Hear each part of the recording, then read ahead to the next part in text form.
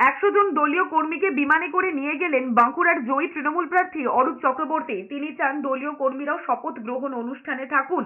মন্ত্রীদের শপথ গ্রহণ শেষের পর সোমবার থেকে শুরু হচ্ছে সংসদের নতুন অধিবেশন। একে একে তৃণমূল কর্মীরা দিল্লিতে যেতে শুরু করেছেন, কিন্তু নজিরবিহীনভাবে 100 দলীয় কর্মীকে সঙ্গে নিয়েছেন অরূপ চক্রবর্তী। তিনি বলেছেন, ভোটে এই দলীয় কর্মীরা প্রচুর পরিশ্রম করেছেন, তাদের সম্মান জানাতেই এই উদ্যোগ বলে জানিয়েছেন বাঁকুড়ার সাংসদ। কয়েকদিন ধরেই বিমানের টিকিট কাটার তোড়জোড় চলছিল।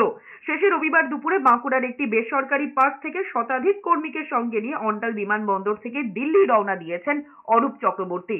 শপথ অনুষ্ঠান আছে, এরাও দিল্লিতে যাবে, কয়েকজন যাবে শপথ অনুষ্ঠান দেখার জন্য।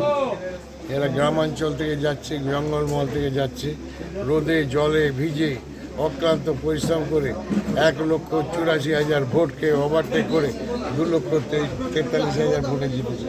আনন্দ তো আছেই, আবেগ আছে। তো বললো যখন দিল্লি আমরা যাচ্ছি, তো চলুন আমরা সঙ্গে যাবো।